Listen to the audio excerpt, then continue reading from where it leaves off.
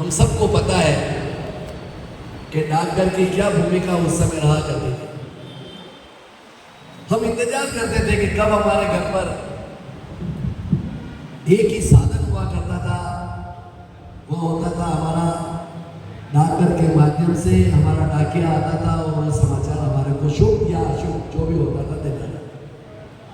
आज केंद्र सरकार ने अनेकों योजनाएं डाकघर के माध्यम से जीवितता का प्रदान करने का काम किया। आज इस कार्यक्रम के निमित्त मंच पर विराजमान हमारे कार्यक्रम के मुख्य अतिथि एडीएम एडमिनिस्ट्रेटर आदरणीय जितेंद्र सिंह जी,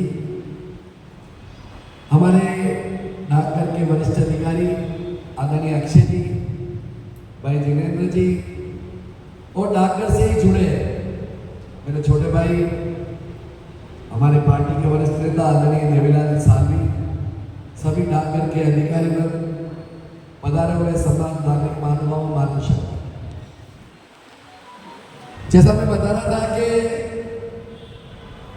केंद्र सरकार ने अनेकों ऐसी योजनाएं प्रारंभ की जिसके माध्यम से जो विभाग बंद होने की स्थिति में थे वह विभाग बंद नहीं हो और जो कर्मचारी उस विभागों के अंदर काम करते थे उनको व्यवस्थित रूप से काम मिले और पब्लिक को उसकी राहत मिले। ऐसे काम केंद्र सरकार की योजनाओं के निमित्त किए।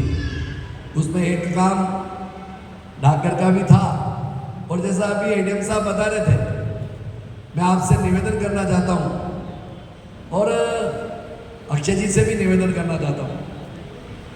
सूचनाओं के अभाव में, नागरिकों की जानकारी के अभाव में व्यक्ति इधर उधर भटकता है। आज यहाँ पर अपन ने कार्यक्रम आयोजित किया। लिमिटेड लोग जो आप बुला सकते थे आपने बुलाने का प्रयास किया, लेकिन मैं आपकी टीम को बहुत बहुत धन्यवाद देता हूँ कि मात्र औपचारिकता आपने नहीं की, अच्छी संख्या में यहाँ पर उदयपुर के नागरिक आए हैं। मैं आपका बहुत बहुत शुक्रगुजार हूँ। मैं निवेदन करता हूँ, हमारे 70 वार्ड है इस उदयपुर शहर के अंदर और हम 70 वार्डों के निमित्त 70 पार्षद हैं, दोनों ही राजनीतिक दृष्टि से दोनों ही पार्टी के कार्यकर्ता हैं।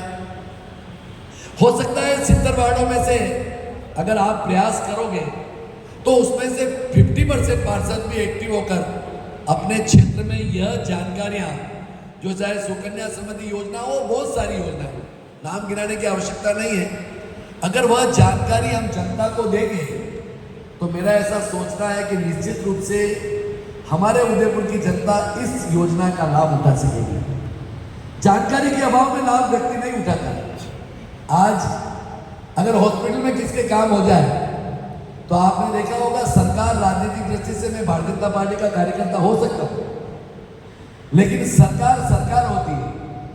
सरकार की योजना का फायदा उठाना हमारे प्रजा का नैतिक दायित्व होता है। कांग्रेस बीजेपी नहीं, योजना अच्छी है उसका लाभ उठाना चाहिए। मैं उदाहरण दे रहा हूं, चिरंजीवी योजना गहलोत सरकार की थी, वर्तमान में भजनलाल जी की सरकार ने उस योजना को बदलकर आयुष्मान का नाम दिया। आज 10 लाख रुपए तक अगर हॉस्पिटल में कोई बीमारी के निमित्त जाता है और उसका व्यवस्थित रूप से कार्ड बना हुआ है, आपको जानकारी दे रहा हूँ, हालांकि ये डाकघर का कार्यक्रम है लेकिन फिर भी मैं आज जानकारी दे रहा हूँ एक उदाहरण देकर सिर्फ। तो 10 लाख रुपए किसको बोलते हैं? एक गरीब व्यक्ति काम से अपना इलाज कराने के लिए आता है, उसकी जेब में 50,000 रुपए नहीं होते हैं और उस कार्ड के माध्यम से 10 लाख रुपए तक का इलाज अगर फ्री हो जाता है, ये बहुत बड़ा काम है नहीं है? लेकिन आपके पास कार्ड ही नहीं है, 31 तारीख तक आपने कार्ड ही नहीं बनाया है। इस 30 तारीख तक कार्ड बनाओगे तो 1 तारीख से वह कार्ड आपके ऊपर लागू होगा। अब इसकी जानकारी के अभाव में व्यक्ति कार्ड नहीं बनाता है। यही स्थिति डाकघर विभाग की, यही स्थिति डाकघर विभाग की। आज निश्चित रूप से पहली बार मैं तो ऐसा सोच रहा हूँ कि पहली बार केंद्र सरकार की योजना हो या चाहे राज्य सरकार की योजना हो, क्योंकि यह विभाग आपका केंद्र सरकार के अधीन आता है, इसलिए आपने आज यह कार्यक्रम करने का प्रयास किया। मैं अक्षय जी पुनः आपको बहुत बहुत शुभकामना देता हूँ। आप ये सारे डॉक्यूमेंट्स हमें उपलब्ध कराएं।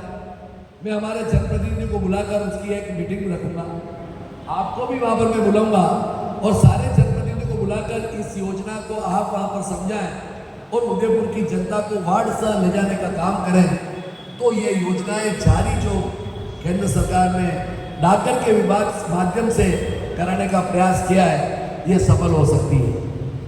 होता क्या है कि जानकारी के अभाव में कोई भी जानकारी नहीं। अब आदमी कह रहा है ना, बच्चा हुई, बेटी हुई और बेटी होने के पश्चात इस पर स्पष्ट रूप से लिखा हुआ है आप 1000 रुपये जमा कराओगे तो परिपक्व होने के पश्चात इतने रुपये आपको मिलेंगे।